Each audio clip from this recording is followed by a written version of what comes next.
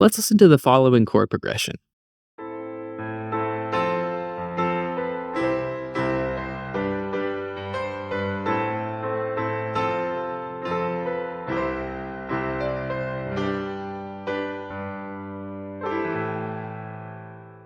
There's nothing inherently wrong with this chord progression. This being said, the progression is incredibly diatonic and easily predictable. I hated the feeling of writing predictable chord progressions, so I learned about different compositional techniques to work myself out of the predictable patterns I found myself falling into. One of the techniques I've relied on is a technique known as modal interchange, a compositional device in which you utilize chords from other keys or modes to bring outside color to an inside chord progression. More specifically, we'll be talking about three styles of modal interchange: modal mixture, the Picardy third, and non-functional harmony. To create an unexpected moment, we need to firstly create an expectation and then break that expectation in a musical way. Like in the first harmonic surprise video, I'm going to show you this chord progression from Star Circuit 7, a song of mine. By affirming an A-flat major harmonic world, outside sounds become more unexpected in comparison. We have a lot of our diatonic chord progressions here at the beginning. Let's take a listen to this chord progression and try and see if you can tell which chords are diatonic and which chords are non-diatonic.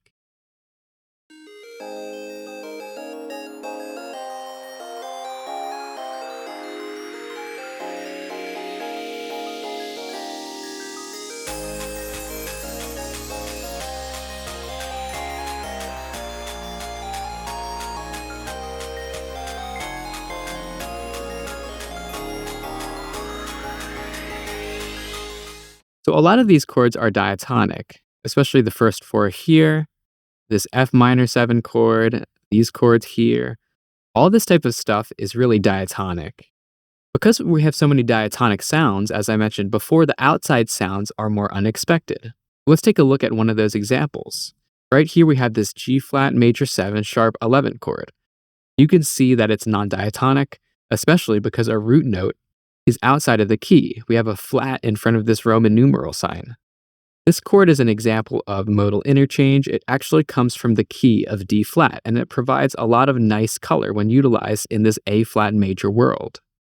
Let's take a look at this progression here and listen to it in context. Here we have F minor 7, G flat major 7, and then we end our progression with diatonic sounds going to the 5 chord of this A flat major progression.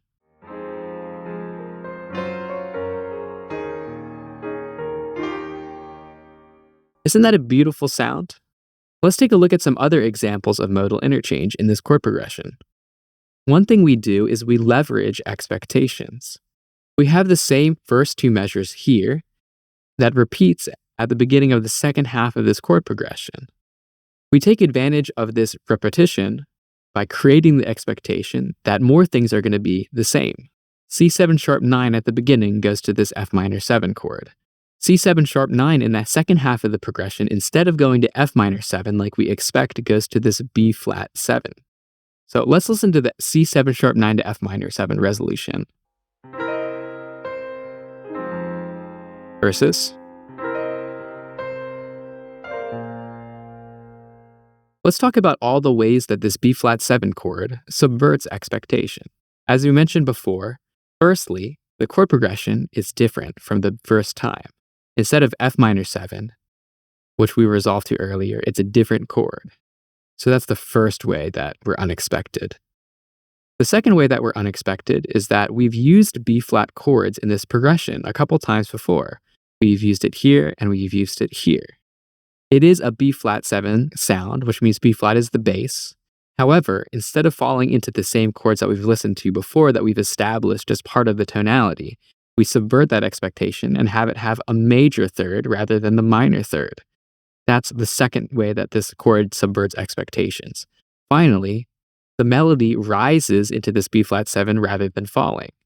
When we go to our F minor 7 sound, we have a descending melodic arc, which goes from C7 sharp 9 down to our F minor 7 sound. We go up instead to our B flat 7, which sounds like this. And that is our third way. So In a way, you can say that this is triply unexpected. Now, we've talked about examples of modal interchange from my song Star Circuit 7, but how do you create modal interchange in the first place? Well, let's talk about steps that you can take to create beautiful outside sounds in your chord progression.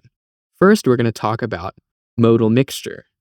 Modal mixture is a subset of modal interchange in which we borrow chords from the relative major or relative minor modes of a given scale. For example, if we're in the key of C major and we have these diatonic sounds, we replace them with sounds from the C minor 7 mode cousin of this key. We can turn this F major chord into its minor counterpart. Let's take a look at some of this in examples. So, when we take a look at modal mixture, I call this one polarity switch, in which we're taking a diatonic chord progression, which is the one on the left, and replacing it with a chord progression that has modal interchange. Specifically, we're turning this F major sound into its minor counterpart. I'm going to play the diatonic chord progression starting here, and then I'm going to continue onto the modal interchange chord progression using this F minor chord. Let's see if you can hear the difference.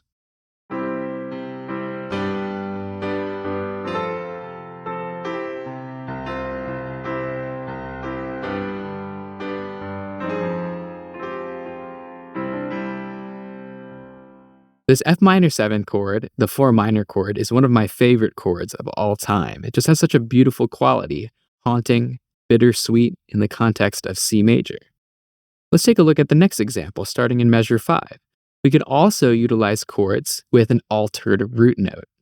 In this example, we're in C minor, a C minor world, which usually has E flat as our third diatonic chord. However, we can replace that E flat sound with the E minor chord, which is the third chord from C major.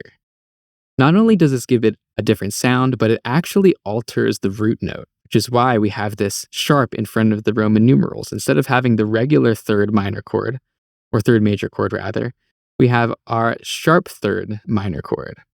I made a mistake here. This should not have a minor. This is only a 3 chord, like this. Okay, but other than that mistake, everything else is good. Okay, so let's take a listen. Just as before, I'm going to play this first chord progression on the left, and then I'm going to play the second chord progression on the right, and we can take a listen to the differences.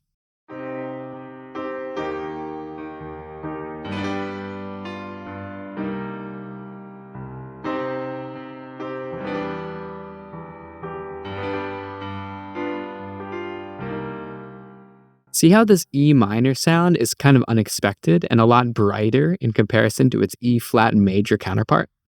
Let's listen one more time.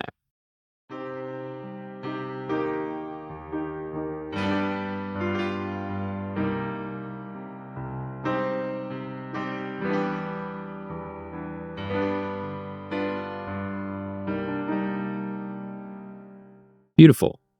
Let's take a look at an example in which I use both of these tactics combined. This chord progression has polarity switch here, F major to F minor. We have an altered root note here, which is our E minor chord rather than our E flat chord. Let's listen to how all of this works in context.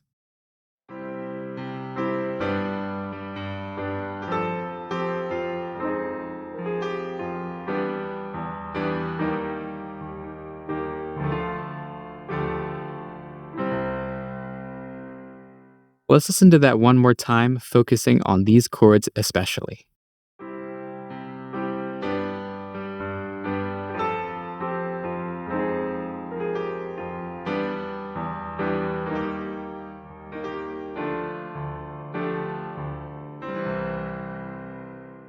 Let's take a look at another example of modal mixture.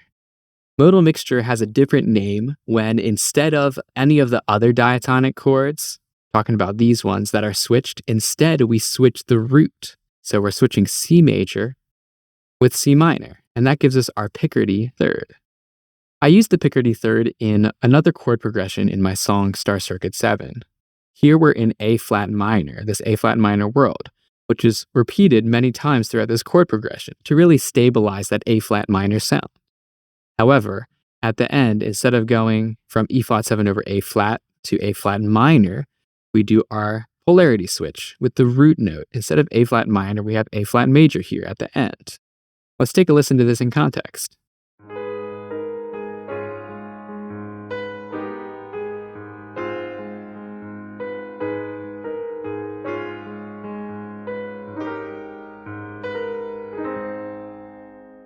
So those are examples of modal mixture. Let's take a look at other examples and head into the world of non-functional harmony. In the 1960s, musicians like Wayne Shorter began moving away from functional harmony, moving instead towards a freer sense of harmony in which colors are chosen just for their color. This is called non-functional harmony. There's lots of ways to create this type of sound, but one way that I like to practice this technique is through the top note exercise, a favorite technique of Robert Glasper, an incredible jazz pianist and jazz hip-hop artist. The only rule of this exercise is that the chord sequence must have the same top note as we move from one chord to another. One of my favorite compositions by Wayne Shorter is his ballad called Infant Eyes, one of the most beautiful songs that I've ever heard. So if you don't know this song, please go check it out. Let's take a listen to this chord progression from Wayne's song.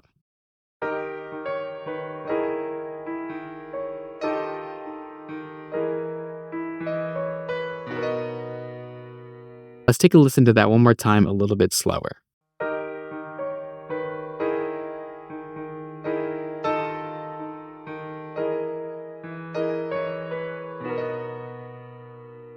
Now, let me give you an example of the top note exercise, but instead of Wayne's version, it's going to be my version. Just like in the example I gave you from Infant Eyes, I'm going to use the E flat as our top note. It's going to stay the same as we go from chord to chord. There's a lot of outside sounds, so let's see if you can hear it as I continue to play this chord progression. There's also some fun chords here, some slash chords that have some really interesting sounds all put together. In particular, this E flat add 2 over D is kind of an interesting sound. Let's see how this all sounds together.